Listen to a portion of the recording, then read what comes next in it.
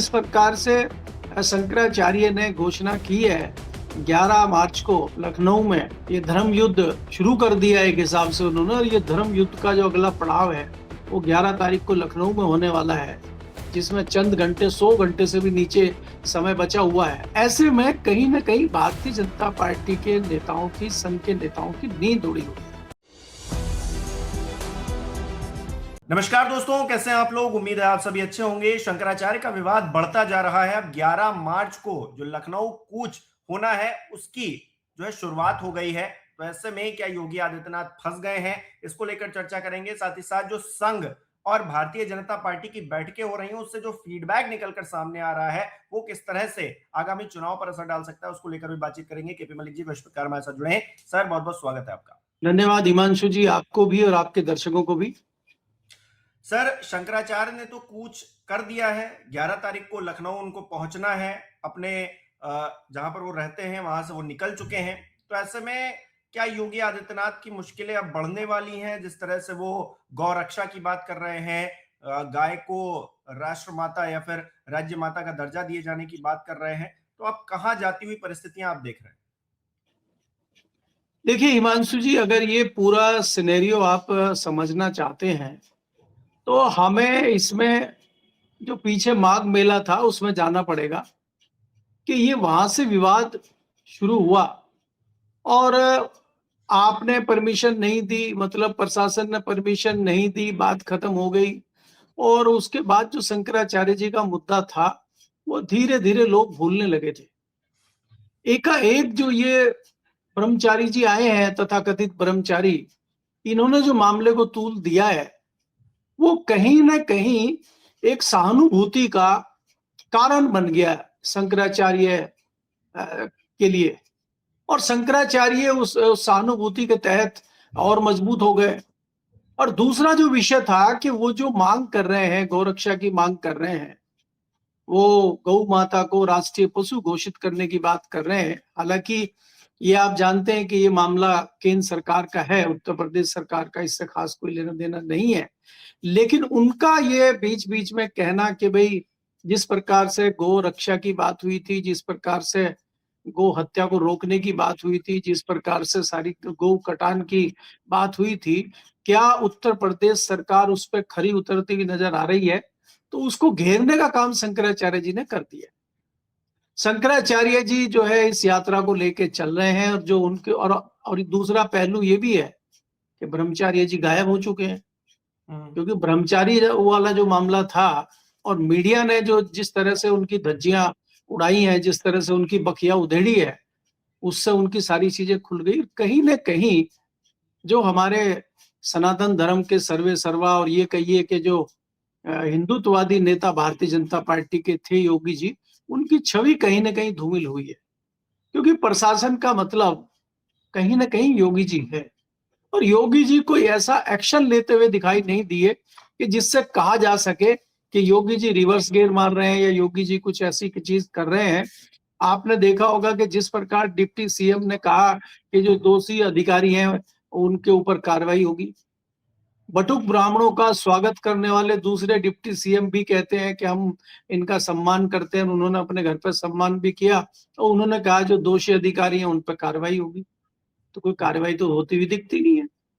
दूसरा, जिस प्रकार से शंकराचार्य ने घोषणा की है 11 मार्च को लखनऊ में ये धर्म युद्ध शुरू कर दिया एक हिसाब से उन्होंने, और ये धर्म युद्ध का जो अगला पड़ाव है वो 11 तारीख को लखनऊ में होने वाला है, जिसमें चंद घंटे 100 घंटे से भी नीचे समय बचा हुआ है। ऐसे में कहीं ना कहीं भारतीय जनता पार्टी के नेताओं की, संघ के नेताओं की नींद उड़ी हुई है। क्योंकि आप ये देखेंगे कि जो चुनाव आ रहा है उस चुनाव के तहत भारतीय जनता पार्टी नहीं चाहती कि उसकी सत्ता की विदाई उत्तर प्रदेश से हो, और संघ भी कहीं ना कहीं इंटरनली बहुत दबाव महसूस कर रहा है और इनके ऊपर दबाव डाल रहा है कि इस मामले को निपटाया जाए। आप देखेंगे बीच बीच में भारतीय जनता पार्टी के और संघ के बीच में समन्वय मीटिंगों का दौर शुरू हो गया है। पिछले दिनों गाजियाबाद में आए थे मुख्यमंत्री जी, यहाँ गाजियाबाद में मीटिंग हुई, एक उद्घाटन करने आए थे नोएडा में एक अस्पताल का। आपको याद होगा एक बड़े हॉस्पिटल का उद्घाटन राष्ट्रपति जी ने किया था नोएडा में। वो भी निजी हॉस्पिटल था। अभी एक निजी हॉस्पिटल का उद्घाटन करने योगी जी आए थे, 300 बेड के, वो भी निजी हॉस्पिटल है। तो 9 साल में इनकी सरकार ने कोई सरकारी हॉस्पिटल तो बनाया नहीं, कोई सरकारी संस्थान शिक्षा का तो बनाया नहीं। तो ये दूसरों के उद्घाटन करते फिर रहे हैं और उसके बूते ये चुनाव जीतना चाहते हैं। तो स्थिति बहुत गंभीर बनी हुई है भारतीय जनता पार्टी की। समन्वय बैठक की जो मैं बात कर रहा हूँ, समन्वय बैठक की जो गाजियाबाद में हुई थी, उसमें भी बहुत अच्छी रिपोर्ट नहीं आई थी कि योगी जी को सुना हो या संघ का कोई बहुत दबाव भारतीय जनता पार्टी के नेताओं कार्यकर्ताओं ने माना हो, क्योंकि कार्यकर्ता भी कहीं ना कहीं उदास दिखाई दे रहा है। और योगी जी ने जो शुरू किया था कि बटोगे तो कटोगे, और वो आपने दूसरे एक धर्म के लिए किया था, दूसरे जो विचारधारा के लोग हैं उनके लिए किया था, और आपने लागू उस पर अपने ही लोगों पे कर दिया, और आपने उसको सनातन धर्म में ही पटने कटने का काम कर दिया, और उसी में आपने बांटने का काम कर दिया, और बीच में यूजीसी ने जो कसर बची थी वो कसर पूरी कर दी। तो आज भारतीय जनता पार्टी कई मोर्चे पे फंसी हुई नजर आती है। अब उसका पटापेक्ष भारतीय जनता पार्टी और संघ मिलकर कैसे करेंगे, एक तो ये समय बताएगा। दूसरा, मुझे ये लग रहा है कि ये बहुत महत्वपूर्ण है कि अब क्या शंकराचार्य जी लखनऊ पहुंचने से रुकेंगे, और वो अगर 11 तारीख को लखनऊ पहुंचते हैं और 10-20 हजार साधु संत और उनके समर्थक वहां पहुंच गए, तो देश में क्या माहौल बनेगा और पूरे देश में क्या मैसेज जाएगा, और क्या इसका कोई असर वेस्ट बंगाल पे या आसाम की राजनीति पे पड़ेगा जहां तत्काल चुनाव होने हैं। तो इस पे मुझे लगता है कि भारतीय जनता पार्टी बहुत घबराई हुई है, और संघ भी कोई ऐसा काम करना चाहता है कि जिस तरह से ये दोनों की लड़ाई खत्म हो और ये टकराहट को हटाया जाए, रोका जाए। लेकिन संघ मुझे इसमें कामयाब होता नजर नहीं आ रहा है, क्योंकि योगी जी हटने को तैयार नहीं है। आज तक की रिपोर्ट ये है। अब कल क्या होगा, कल के लिए कल पता चलेगा। जी। अच्छा, ये जो विलाप हो रहा है, जो आपने अभी बैठकों का जिक्र किया, कानपुर में भी एक बैठक हुई, उसमें भी बहुत विलाप किया गया और कहा यह गया कि शासन में बैठे हुए लोग जो है कार्यकर्ताओं की बात नहीं सुन रहे हैं, उनका सम्मान नहीं करते हैं। तो ये तो सबसे बड़ा मुद्दा है। हम देख रहे हैं पिछले कुछ वक्त से ब्राह्मणों का मुद्दा हो या तमाम और जातियां हो, वो असंतुष्ट नजर आ रहे हैं। जो विधायक हैं बैठक करते हैं तो आप सवाल खड़े कर देते हैं। शंकराचार्य का मुद्दा जिस तरह से तूल पकड़ा, तो कुल मिलाकर योगी आदित्यनाथ अपने ही तौर पर घिरते हुए नजर आ रहे हैं और उनकी पार्टी के लोग सवाल खड़े कर रहे हैं, संघ के लोग सवाल खड़े कर रहे हैं। इसका जवाब अगर वो 9 साल में नहीं ढूंढ पाए तो इन 9 महीने में ढूंढेंगे कैसे? सवाल ये भी है, क्योंकि योगी जी कह रहे हैं कि जो सम्मान नहीं कर रहा है हम उस पर एक्शन लेंगे। क्या एक्शन लेंगे? जेल में डाल देंगे क्या? सम्मान नहीं कर रहा है कोई तो। हिमांशु जी, अगर आप देखें जिस प्रकार से योगी जी के कुछ सलाहकार हैं, जो राजनीतिक कुछ सलाहकार थे भी और कुछ इस तरह की सलाह देते थे योगी जी को, धीरे धीरे नौकरशाहों ने उनको किनारे लगाने का, हटाने का काम किया, और वो जो गैप वहां बना उसको भरने का काम नौकरशाहों ने कर दिया। आज योगी जी पूर्णतया नौकरशाहों की गिरफ्त में है, और मुझे एक भी नौकरशाह ऐसा नजर नहीं आता है कि जिसने कोई बहुत बड़ा अचीवमेंट उत्तर प्रदेश में योगी जी का दिखाया हो। इस प्रकार से याद होगा, एक नवनीत सहगल नाम के क्रांतिकारी नौकरशाह होते थे, और चाहे मायावती की सरकार हो चाहे अखिलेश की सरकार हो, वो प्रशासन के मुखिया के नजदीक रहते थे, लेकिन वो कहीं ना कहीं एक ऐसा मैसेज देने में कामयाब हो जाते थे कि जनता को एक मैसेज बड़ा चला जाए कि मुख्यमंत्री जी ने बहुत बड़ा काम कर दिया।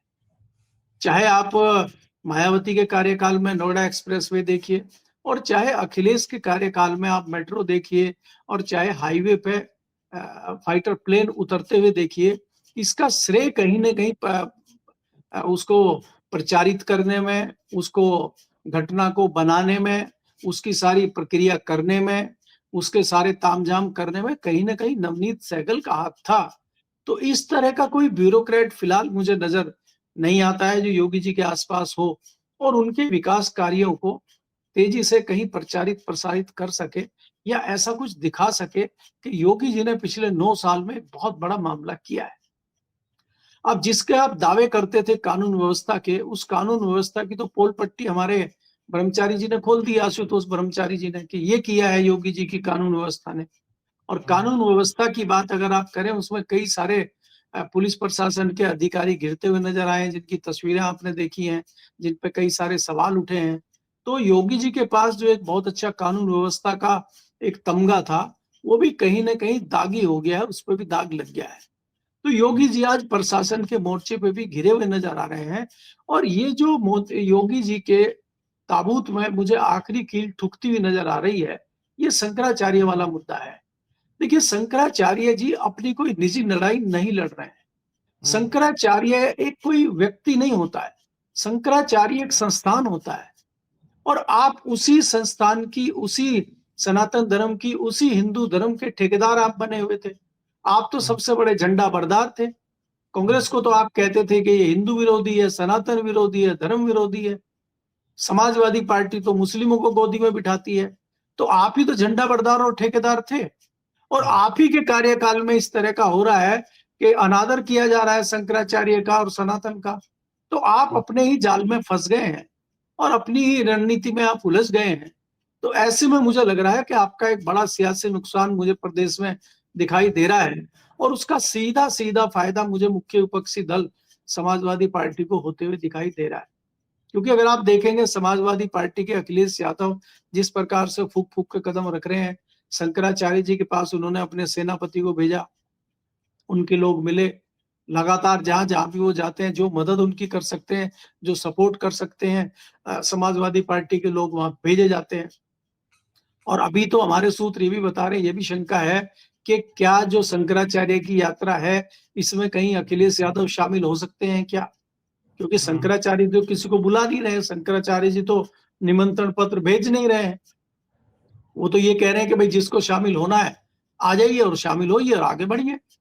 तो ये तो पुण्य का काम है, और हम तो धर्म युद्ध लड़ रहे हैं। हम धर्म युद्ध में जिसकी आस्था है और धर्म युद्ध में जो आना चाहता है वो आइए। तो अखिलेश भी शायद हिंदू है, मुसलमान तो है नहीं वो, तो वो भी आ सकते हैं, कांग्रेस के लोग भी आ सकते हैं, दूसरी पार्टी के लोग भी आ सकते हैं। तो एक जो युद्ध उन्होंने शुरू किया और जो सेना को लेकर वो आगे चल रहे हैं, मुझे लग रहा है ये भारतीय जनता पार्टी के लिए बड़ा नुकसानदायक सिद्ध होगा। और इसी की चिंता करते हुए संघ जो है ये समन्वय बैठ के कर रहा है। जी। अच्छा, समन्वय बैठकें हो रही हैं, सब कुछ हो रहा है, लेकिन हम देख रहे हैं कि ये जो कार्यप्रणाली है योगी आदित्यनाथ की, वो विचलित नहीं हो रही है। योगी आदित्यनाथ अपने तौर पर वही काम करते हुए नजर आ रहे हैं, उसी तौर तरीके से आगे बढ़ते हुए नजर आ रहे हैं जैसा कि वो बढ़ रहे थे। वो शंकराचार्य का ये विवाद हुआ, उससे पहले भी उस वही काम कर रहे थे और बाद में भी वही काम कर रहे हैं, या फिर उनके जो चेले चपाड़े हैं वो भी वही काम कर रहे हैं। तो कोई फर्क पड़ता हुआ तो दिख नहीं रहा है। तो 11 तारीख को ही अब बहुत बड़ी आंधी आ जाएगी, ऐसा कुछ अंदेशा लगता है। देखिए हिमांशु, अगर आप देखें कोई आंधी आ जाएगी ऐसा कुछ नहीं है। अभी अब 3 दिन है, और जब कारवां शुरू होगा, जब काफिला शुरू होगा, तो कारवां बढ़ता हुआ चला जाएगा। और मैंने आपको ये कहा है कि लगभग 15 से 20 हजार लोग भी अगर इकट्ठे कर लिए शंकराचार्य जी ने लखनऊ में, वो कोई बड़ी बात नहीं है। जिस तरह से अन्य 3 शंकराचार्य ने उनको समर्थन दिया है, और जो क्रांतिकारी नए नए संत आए हैं, जो उनके चेले हुआ करते थे, तथाकथित योगी जी के समर्थक उनके चेले हुआ करते थे, और वो इंदौर वाले जो नए नए बाबा बने हैं, धीरेन्द्र कौन शास्त्री। से, धीरेन्द्र शास्त्री जी आके एक दिन पहले समर्थन दे गए शंकराचार्य जी को, और घोषणा कर गए कि मैं मौन धारण कर रहा हूं, और मैं तो जो है पहाड़ियों में जा रहा हूं, और पहाड़ियों में जाके मैं तो 1 महीने तक मौन ही नहीं खोलूंगा। अब वो देखेंगे कि कौन मजबूत है, फिर उसके पाले में आके मौन खोलेंगे। तो अब संत भी रणनीति राजनीति करने लगे हैं। आप ये देखिए ना किस प्रकार की सियासत संत का चोला ओढ़ के आप कर रहे हैं, उसमें मैं अलग नहीं समझता हूँ, चाहे वो धीरेन्द्र शास्त्री हो और चाहे वो आपके ब्रह्मचारी हो। आप धार्मिक चोला ओढ़ के राजनीति कर रहे हैं, और धर्म के कंधे में बैठ के राजनीति आप कर रहे हैं। अगर इस तरह से आप ठगने का काम हिंदुओं को और सनातनियों को करते हैं, तो मुझे लगता है कि एक बड़ी जो है नुकसान आप कर रहे हैं सनातन धर्म का, हिंदू का। और एक तरफ इसको ले जा रहे हैं कि इस पर राजनीति किस प्रकार की जा रही है, उसका फायदा कहीं ना कहीं विपक्ष को मुझे मिलता हुआ नजर आ रहा है। क्योंकि जितनी जितनी चीजें होंगी, अगर लखनऊ में माहौल बनता है और 2 दिन भी ये लखनऊ में टिक पाते हैं, तो इसका एक बड़ा मैसेज उत्तर प्रदेश में ही नहीं, आसपास के राज्यों में भी जाएगा, और बिल्कुल। केंद्र तक ये वार करेगा। जी। क्योंकि अगर उनको रोका जाता है तो भी खबर बनेगी, और नहीं रोका जाता है, वो माहौल बनाते हैं तो भी खबर बनेगी। तो कुल मिलाकर इंटरेस्टिंग रहने वाला है। 11 तारीख को जो भी होगा उसकी अपडेट हम आप तक पहुंचाएंगे। आपकी क्या राय है इस विषय पर कमेंट करके जरूर बताइएगा। बहुत बहुत शुक्रिया सर हमारे साथ जुड़ने के लिए। तमाम दर्शक जो हमारे साथ जुड़े उनका भी बहुत बहुत शुक्रिया। इस वीडियो को लाइक करना, शेयर करना मत भूलिएगा। हमारे चैनल को सब्सक्राइब नहीं किया तो वो भी जरूर कीजिएगा। आप हमें सहयोग भी कर सकते हैं ज्वाइन बटन पर क्लिक करके। बहुत बहुत धन्यवाद।